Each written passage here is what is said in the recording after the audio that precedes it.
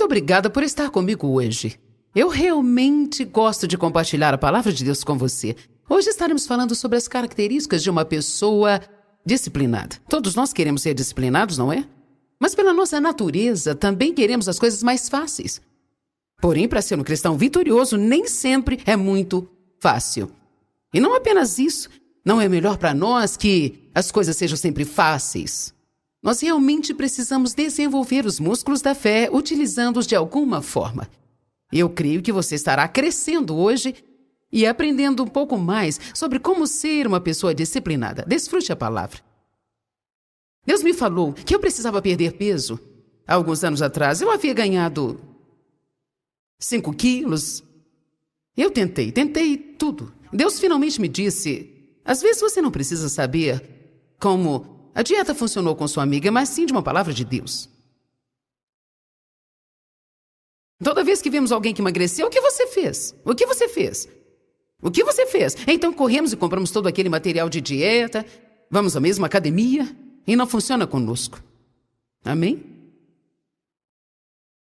Deus simplesmente falou comigo, coma somente o necessário.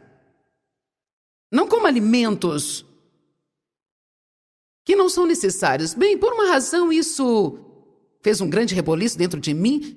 Bem, quando eu saía para comer num restaurante, eles sempre traziam pão e manteiga antes da comida, então, sabe, com certeza eu pegava o pão, eu batia no meio, passava manteiga, e quando eu ia comer, eu ouvia, isso não é necessário. Se você puder disciplinar a si mesmo a esperar apenas uns minutinhos, sua refeição chegará. E você ficará satisfeito, sabe? Então você não precisa comer 200, 300 calorias em pão e manteiga antes da comida chegar. Amém? Mas eu tive que me disciplinar porque eu queria comer antes. É agora! Depois, quando eu estava satisfeita, não precisava de mais nada. Então eles me ofereciam sobremesa. Bem, eu não sei, talvez um pedacinho, ou 2 ou 3. Talvez o Dave e eu podíamos dividir, não sei. Não posso dizer quantas sobremesas já fiz o Dave pegar para que eu comesse.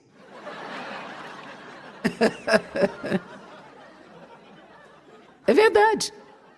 Quantas aqui não pedem para si mesmas, mas comem no prato do seu marido? Vocês já ouviram a minha história do Dave sobre a última mordida do hambúrguer? Não gosto de pedir comida, gosto de comer da dele. Estávamos num lugar outro dia e ele estava com muita fome e ele disse, eu vou passar na lanchonete para pedir um hambúrguer. Você quer um? Não, eu não quero nada. Ele disse, Joyce, se você quiser alguma coisa, fale agora. Porque eu estou com fome e eu não quero que coma do meu. Eu disse, não, eu não quero nada. Ele pediu um hambúrguer e eu fiquei com minha boca fechada. Eu tive que ter muita disciplina para ficar com a boca fechada, até que só faltava um pedacinho, uma última mordida. Então eu disse, posso comer esse pedacinho? Aí ele apelou comigo. O Dave normalmente não apela, mas ele me olhou e disse, eu sabia, porque você nunca pede comida pra você. Eu falei que estava com fome, eu lhe compraria uma sacola cheia de hambúrgueres, mas eu não quero que coma o meu, Joyce.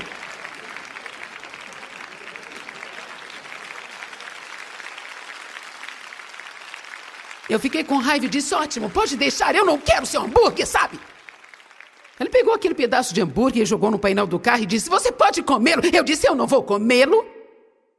Para poupá-los, é melhor não falar o que eu falei. Eu disse, até que este prato quente congele, eu não vou comer isso.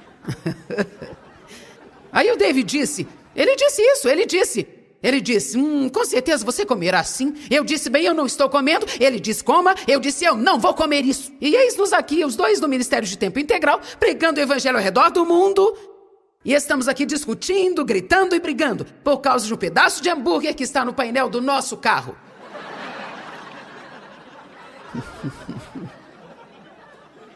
Sabe por quê? É um engano. Eu gosto de comer a comida dele porque eu acho que não conta, sabe? Quero dizer, você não precisa contar as calorias se comer de uma outra pessoa ou se você pegar um pedaço de torta e despedaçá-la, você não precisará contar as calorias dela. Você deixa na forma, pega um pedaço toda vez que passa e não precisa contar as calorias de nada disso, gente. E provavelmente você acaba comendo 3 pedaços de torta comendo desse jeito. E isso é o chamado de engano. Quando Deus começou a me falar, isso não é necessário, toda vez que Ele me falou isso, eu tive que disciplinar a mim mesma para não colocar em minha boca. E sabe o que aconteceu? Isso durou uns 8 meses, não foi rápido, mas eu perdi 5 quilos em 8 meses só por fazer o que Deus me falou para fazer.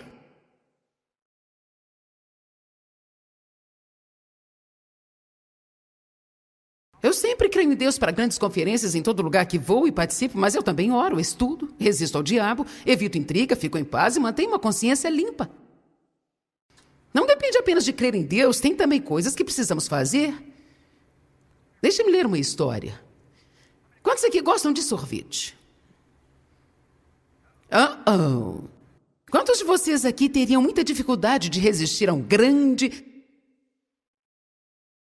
sundae de chocolate, com baunilha, com castanhas, escorrendo aquele creme delicioso? E quanto a balas de chocolate, quantos aqui já tiveram um tempo difícil com chocolate? Já ouvi pessoas dizerem, eu não posso comer um pedaço de chocolate, senão eu como a caixa inteirinha. Não posso comer nenhum biscoito de chocolate, porque senão eu como o pacote inteirinho. Eu vou lhe contar uma história.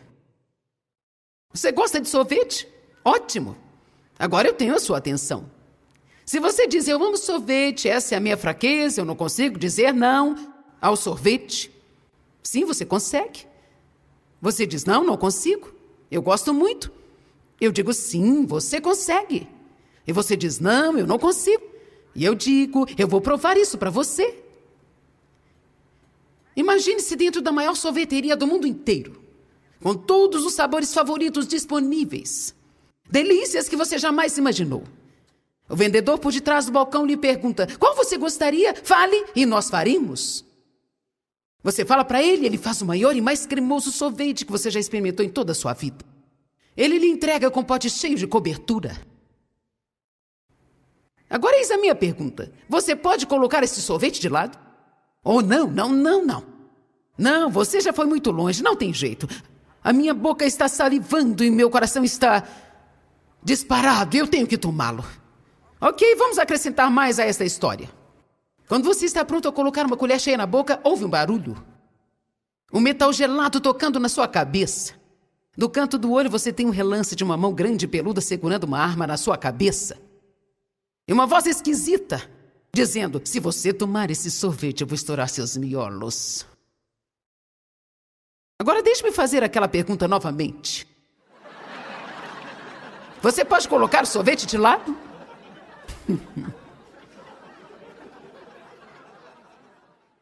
Eu acho que vocês entenderam meu ponto. Nós podemos dizer não, se as consequências em dizer sim forem muito sérias para nós. Aquela pessoa com sorvete poderia deixar de lado porque pensaria, agora me escutem, isso pode ser muito delicado. A pessoa poderia dizer não porque pensaria que se dissesse sim morreria. Agora me entenda, existe uma morte física, mas também uma morte espiritual. Quantas pessoas estão fazendo coisas fisicamente que estão matando-as espiritualmente? E mesmo assim nós não encaramos isso tão seriamente como deveríamos.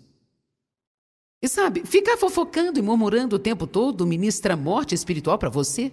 A Bíblia diz, na boca está o poder da vida e da morte, e aqueles que são conduzidos por ela comerão o seu fruto para a vida ou para a morte. Então toda vez que eu reclamo, toda vez que eu fofoco, toda vez que eu conto o segredo de alguém, eu estou comendo uma colher de morte. Eu poderia evitar isso, com certeza. Porque se a pessoa da qual você está falando aparece, poxa, como você é legal! Isso não é verdade? Quer saber? Tudo tem a ver com desejo. Eis aqui o que eu acho que tem que acontecer. Eu realmente creio que todos nós precisamos nos apaixonar realmente pelo Senhor Jesus. Eu estou falando radicalmente. Precisamos amar profundamente e radicalmente ao Senhor Jesus, a ponto de nós fazermos o que Ele nos pedir, porque nós nos amamos de tal forma que não queremos ofendê-lo. Amém? Vamos parar de tentar lidar com as coisas para ver até onde podemos chegar antes de nós sermos pegos. Vamos ser o tipo de pessoas disciplinadas e que não espera que alguém faça isso no nosso lugar? Quais são as características de uma pessoa disciplinada? Primeiramente, elas sempre andam mais uma milha, sempre fazem mais do que é necessário fazer. Sempre andam mais uma milha. Uma pessoa disciplinada sempre fará mais do que você pede. Sempre fará um pouco mais do que é exigido. Porque ela sempre quer ter certeza de estar fazendo tudo com excelência, não com mediocridade. Abre Mateus 25.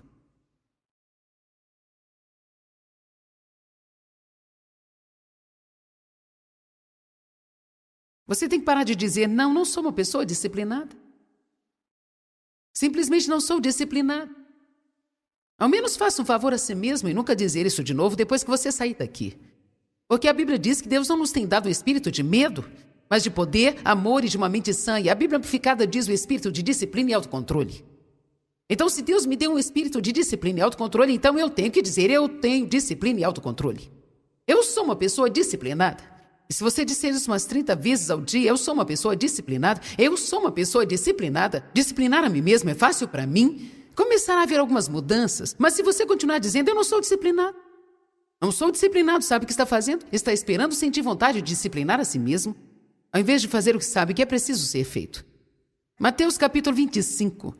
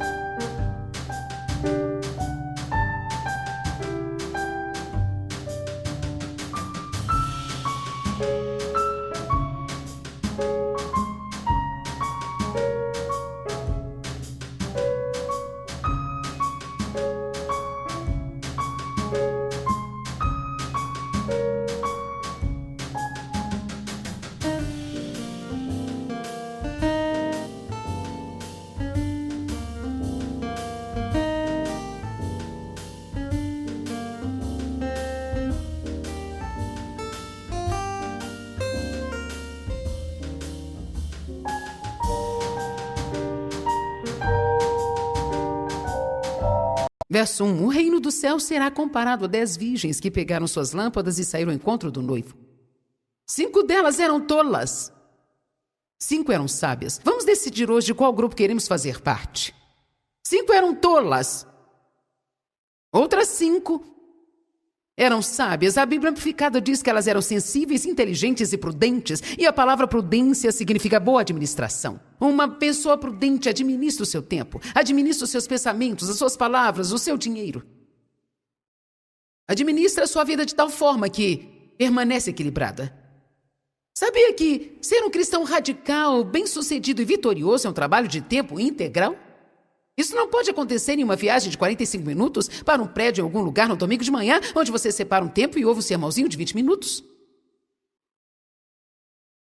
Tem que haver megadoses da palavra. Não é dar um pouquinho de você, mas tem que se dar 100%. Mas vou lhe falar, não há nada acontecendo neste mundo que mereça um pouco do seu tempo. Amém? Você não tem certeza, mas mesmo assim eu direi amém por você. Vamos olhar no verso 3. Porque algumas eram tolas. Porque quando as tolas pegaram suas lâmpadas, elas não pegaram mais óleo para levar com elas.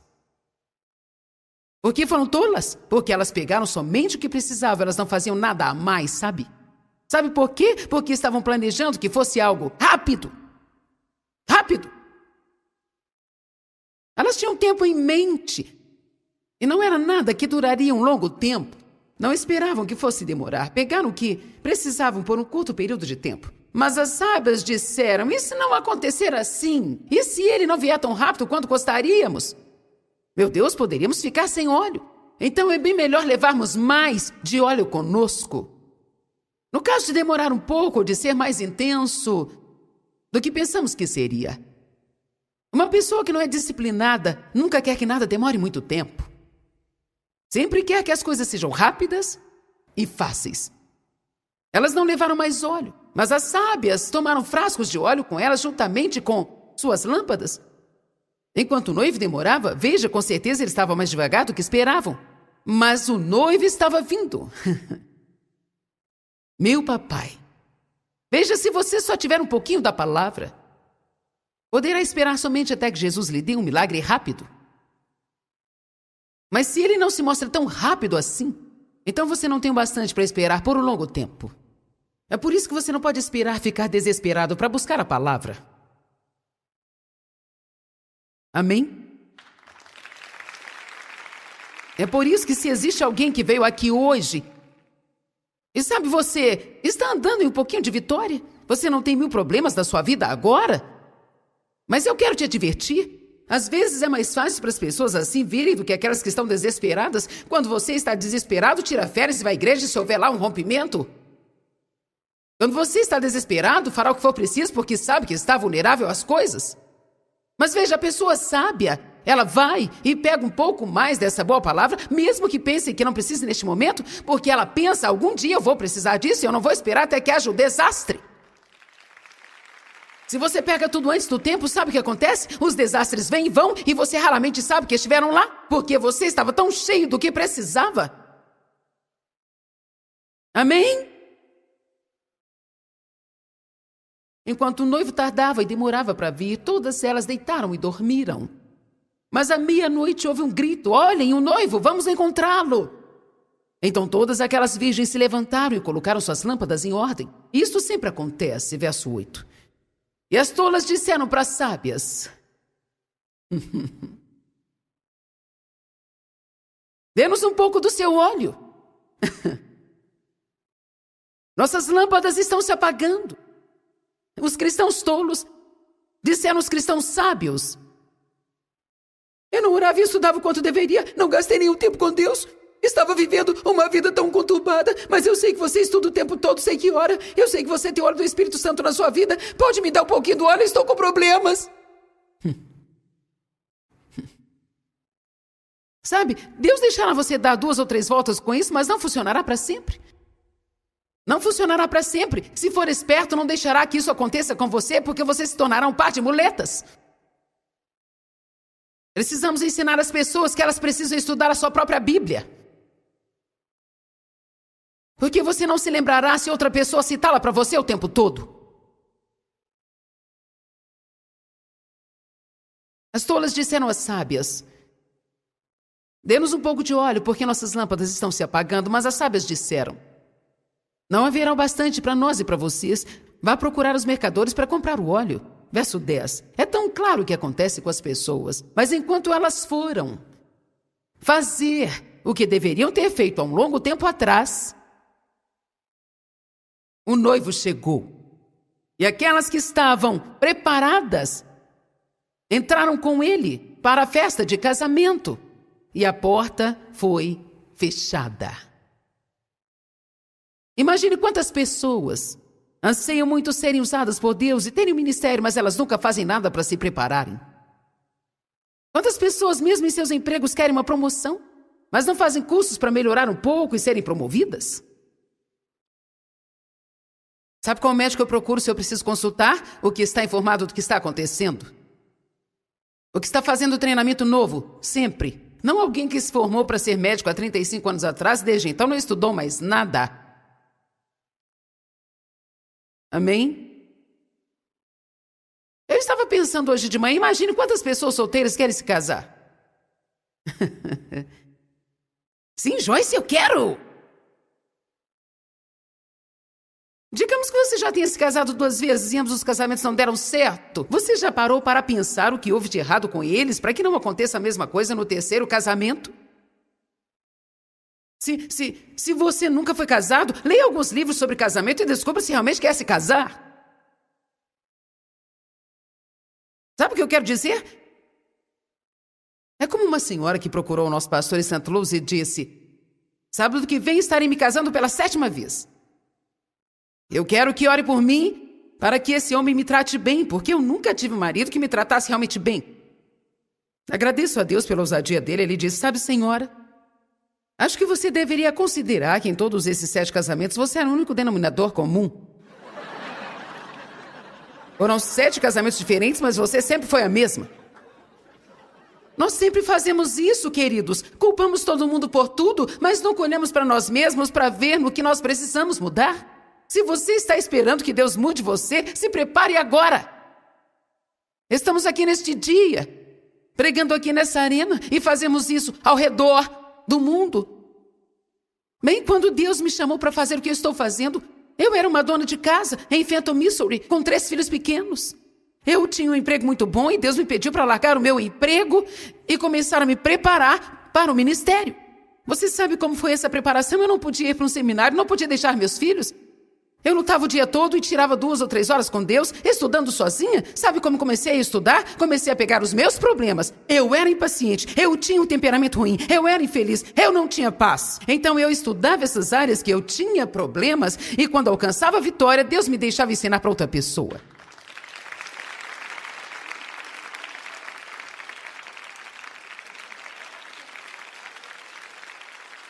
Uma pessoa disciplinada não espera colher onde não plantou. Não espera que os outros façam o trabalho delas. Uma pessoa disciplinada não procrastina. Não espera que as portas de oportunidade cheguem. Ela sempre está preparada para prosseguir enquanto as portas estão abertas. Amém? Uma pessoa disciplinada nunca toma o caminho mais fácil. Ela permanece no caminho estreito, que leva para a vida. Recentemente, o jovem que trabalha conosco no Centro de Sonhos me disse... Bem sabe, ele disse, eu amo essa parte do meu trabalho, essa parte, essa outra também. Mas existem várias partes que eu não gosto. Eu disse, sabe, todo mundo tem partes do seu trabalho que elas não gostam. Ele disse, o que você sugere que eu faça? O que logo me veio à mente foi, quando for trabalhar, faça as partes difíceis primeiro. E quando estiver descansado e tiver mais energia, faça as outras, ficará mais fácil para você. Você não precisará ter muito zelo natural para fazer, porque você já ama isso e o seu amor por aquilo vai motivá-lo. Mas pegue as partes difíceis e faça primeiro enquanto eu estiver descansado. E ele disse, eu nunca pensei nisso, mas acho que dá certo. Mas sabe o que fazemos? Nós guardamos as coisas mais difíceis para mais tarde. Mas eu acho que uma pessoa disciplinada faz o trabalho mais difícil primeiro. Você não sabe se gostou, mas tudo bem.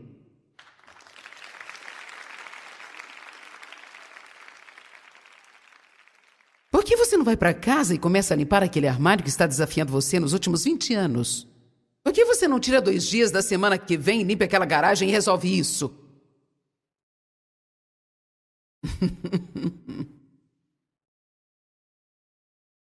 Por que você não começa na semana que vem a usar um pouco daquele equipamento de exercícios que você comprou e tem olhado para ele há 20 anos?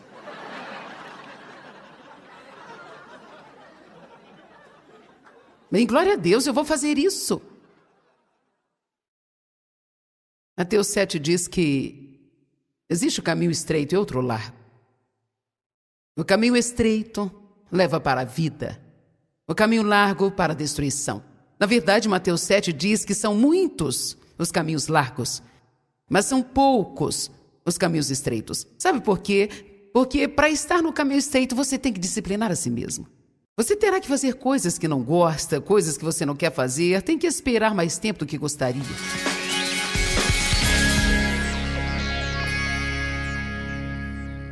Nós somos cooperadores com Deus, e este é um pensamento tremendo, mas também uma responsabilidade. Deus tem uma parte, e nós podemos estar certos de que Ele sempre a fará, mas nós também temos uma parte e nem sempre nós queremos fazer a nossa parte.